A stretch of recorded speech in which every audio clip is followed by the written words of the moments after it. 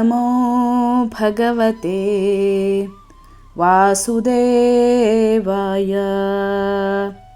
ಹರೇ ಕೃಷ್ಣ.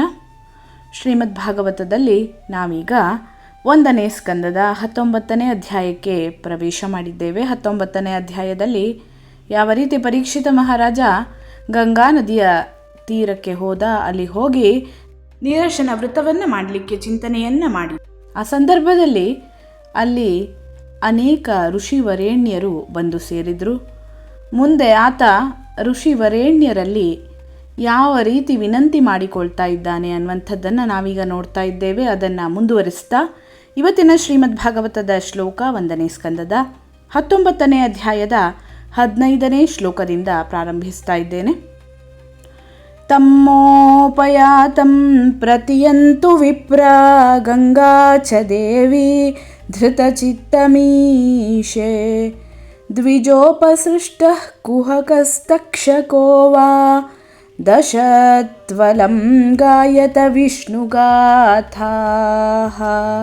ಪರೀಕ್ಷಿತ ಮಹಾರಾಜ ಅಲ್ಲಿ ಸೇರಿರುವಂತಹ ವಿಪ್ರೋತ್ತಮರಲ್ಲಿ, ಋಷಿವರೇಣ್ಯರಲ್ಲಿ ಈ ರೀತಿಯಾಗಿ ಹೇಳ್ತಾ ಇದ್ದಾನೆ. ಎಲೈ ಬ್ರಾಹ್ಮಣರೇ, ನನ್ನನ್ನು ಸಂಪೂರ್ಣ ಶರಣಾಗತ ಆತ್ಮನೆಂದು ಸ್ವೀಕರಿಸಿರಿ.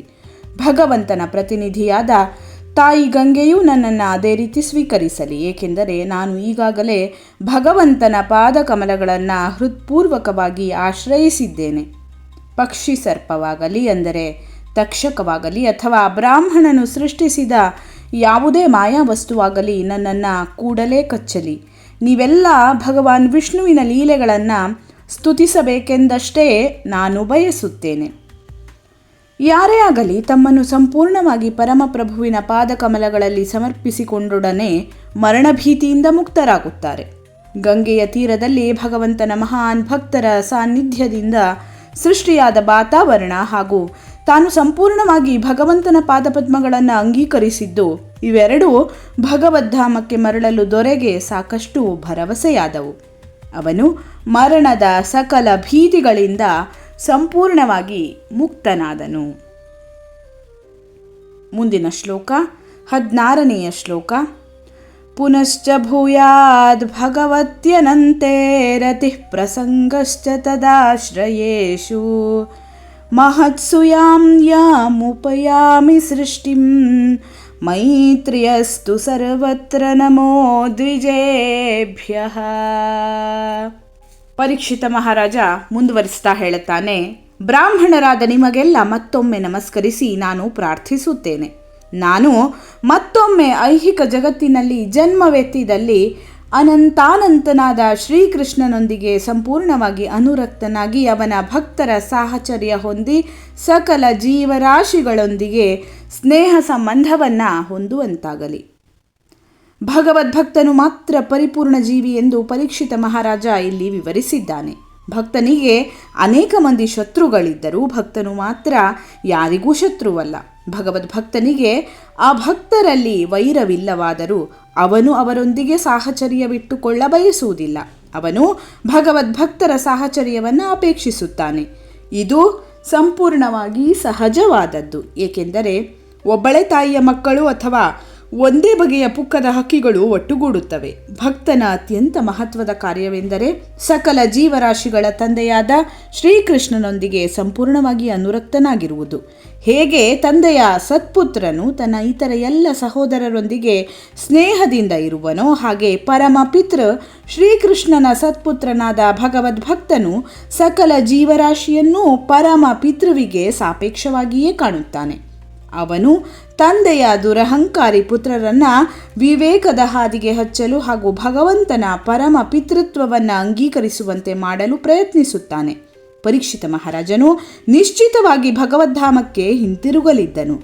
ಒಂದು ವೇಳೆ ಭಗವದ್ಧಾಮಕ್ಕೆ ಮರಳುವುದು ಸಾಧ್ಯವಾಗದಿದ್ದಲ್ಲಿ ಐಹಿಕ ಜಗತ್ತಿನಲ್ಲಿ ಅತ್ಯಂತ ಪರಿಪೂರ್ಣವಾದ ಜೀವನ ಮಾರ್ಗಕ್ಕಾಗಿ ಅವನು ಪ್ರಾರ್ಥಿಸಿದನು.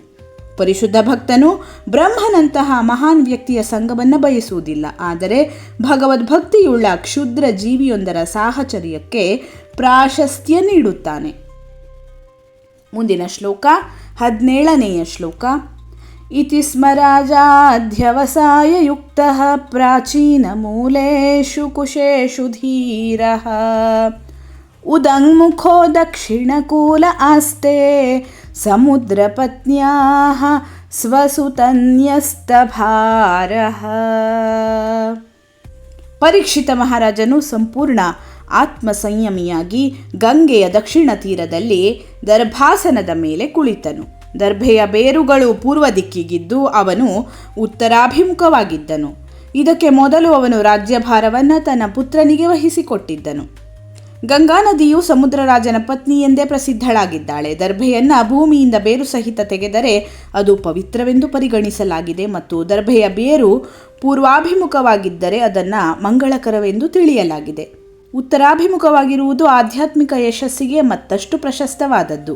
ಪರೀಕ್ಷಿತ ಮಹಾರಾಜನು ಮನೆ ಬಿಟ್ಟು ಹೊರಡುವ ಮುನ್ನ ಆಡಳಿತದ ಅಧಿಕಾರವನ್ನು ಮಗನಿಗೆ ವಹಿಸಿಕೊಟ್ಟಿದ್ದನು. ಹೀಗೆ ಅವನು ಸಕಲ ಅನುಗ್ರಹ ಸ್ಥಿತಿಗೆ ಸಂಪೂರ್ಣವಾಗಿ ಸಜ್ಜಾಗಿದ್ದನು.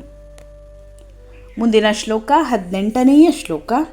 ಏವಂಚ ತಸ್ಮಿನ್ ನರದೇವ ದೇವೇ ಪ್ರಾಯೋಪವಿಷ್ಟೇ ದಿವಿ ದೇವ ಸಂಘ ಪ್ರಶಸ್ಯ ಭೂಮೌ ವ್ಯಕಿರನ್ ಪ್ರಸೂನ್ಯೇರ್ಮುದಾ ಮುಹುರ್ದುಂದುಭಯಶ್ಚ ನೇದುಹು.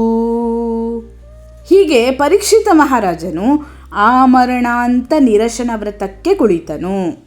ಊರ್ಧ್ವಲೋಕದ ಸಕಲ ದೇವತೆಗಳು ರಾಜನ ಕಾರ್ಯವನ್ನು ಸ್ತುತಿಸಿದರು. ಅವರು ಸಂತೋಷದಿಂದ ಭೂಮಿಯ ಮೇಲೆ ಪುಷ್ಪವೃಷ್ಟಿಗೈದು ದೇವದುಂದುಭಿ ಮೊಳಗಿಸಿದರು. ಪರೀಕ್ಷಿತ ಮಹಾರಾಜನ ಕಾಲದವರೆಗೂ ಅಂತರ್ಗ್ರಹ ಸಂಪರ್ಕವಿತ್ತು. ಪರೀಕ್ಷಿತ ಮಹಾರಾಜನು ಮೋಕ್ಷ ಸಾಧನೆಗಾಗಿ ಆಮರಣಾಂತ ನಿರಶನ ವ್ರತ ಕೈಗೊಂಡ ಸುದ್ದಿಯು ಮೇಧಾವಿ ದೇವತೆಗಳಿರುವ ಊರ್ಧ್ವ ಲೋಕಗಳನ್ನು ತಲುಪಿತು. ದೇವತೆಗಳು ಮಾನವರಿಗಿಂತ ಹೆಚ್ಚು ಭೋಗಜೀವಿಗಳು, ಆದರೆ ಅವರೆಲ್ಲ ಪರಮಪ್ರಭುವಿನ ಆದೇಶಗಳಿಗೆ ವಿಧೇಯರು. ಸ್ವರ್ಗಲೋಕದಲ್ಲಿ ನಾಸ್ತಿಕನಾಗಲಿ ಅಥವಾ ನಂಬಿಕೆ ಇಲ್ಲದವನಾಗಲಿ ಇಲ್ಲ. ಹೀಗೆ ಭೂಮಿಯ ಮೇಲಿನ ಯಾವ ಭಗವದ್ಭಕ್ತನೂ ಅವರ ಪ್ರಶಂಸೆಗೆ ಪಾತ್ರನಾಗುತ್ತಾನೆ. ಪರೀಕ್ಷಿತ ಮಹಾರಾಜನ ವಿಷಯದಲ್ಲಿ ಅವರು ಬಹು ಸಂತುಷ್ಟರಾದರಲ್ಲದೆ ತಮ್ಮ ಗೌರವದ ಸಂಕೇತವಾಗಿ ಭೂಮಿಯ ಮೇಲೆ ಪುಷ್ಪವೃಷ್ಟಿಯನ್ನು ಗೆರೆದರು ಮತ್ತು ದೇವದುಂದುಭಿಯನ್ನು ಮೊಳಗಿಸಿದರು. ಯಾರಾದರೂ ಭಗವದ್ಧಾಮಕ್ಕೆ ಮರಳುವುದು ದೇವತೆಗೆ ಸಂತೋಷಕರ ವಿಷಯ. ಅವನು ಭಗವಂತನ ಭಕ್ತರ ಬಗ್ಗೆ ಸದಾ ಪ್ರಸನ್ನನಾಗಿರುವನು. ಯಾಕೆಂದರೆ ತನ್ನ ಆದಿದೈವಿಕ ಶಕ್ತಿಯಿಂದ ಆತ ಭಕ್ತರಿಗೆ ಎಲ್ಲ ರೀತಿಯಲ್ಲೂ ಸಹಾಯ ಮಾಡಬಹುದು. ಅವರ ಈ ಕಾರ್ಯಗಳಿಂದಾಗಿ ಭಗವಂತನೂ ಅವರ ಬಗ್ಗೆ ಪ್ರಸನ್ನನಾಗುವನು. ಭಗವಂತ, ದೇವತೆಗಳು ಮತ್ತು ಭೂಮಿಯ ಮೇಲಿನ ಭಗವದ್ಭಕ್ತರ ನಡುವೆ ಅಗೋಚರವಾದ ಸಂಪೂರ್ಣ ಸಹಕಾರದ ಸರಪಳಿ ಇದೆ. ಯಾವ ರೀತಿಯಾಗಿ ಪರೀಕ್ಷಿತ ಮಹಾರಾಜ ಅಲ್ಲಿ ನೆರೆದಿರುವಂತಹ ಭಗವದ್ಭಕ್ತರನ್ನು, ಋಷಿವರೇಣ್ಯರನ್ನು, ವಿಪ್ರವರೇಣ್ಯರನ್ನು ಪ್ರಾರ್ಥಿಸಿದ. ಹಾಗೆಯೇ ಆತ ನಿರಶನ ವ್ರತವನ್ನು ಕೈಗೊಂಡ. ಆ ಸಂದರ್ಭದಲ್ಲಿ ದೇವತೆಗಳು ಯಾವ ರೀತಿ ಹೂಮಳೆಗೆರೆದರು ಅನ್ನುವಂಥದ್ದನ್ನು ಇವತ್ತಿನ ಶ್ಲೋಕದಲ್ಲಿ, ಇವತ್ತಿನ ವಿಡಿಯೋದಲ್ಲಿ ನೋಡಿದ್ದೇವೆ. ಮುಂದಿನ ವಿಡಿಯೋದಲ್ಲಿ ಇದನ್ನು ಮುಂದುವರಿಸ್ತಾ ಯಾವ ರೀತಿ ಪರೀಕ್ಷಿತ ಮಹಾರಾಜ ಶುಕಮುನಿಗಳನ್ನು ಭೇಟಿಯಾದ ಅನ್ನುವಂಥದ್ದನ್ನು ನೋಡ್ತೇವೆ. ಧನ್ಯವಾದಗಳು. ಲೋಕಾಃ ಸಮಸ್ತಾಃ ಸುಖಿನೋ ಭವಂತು.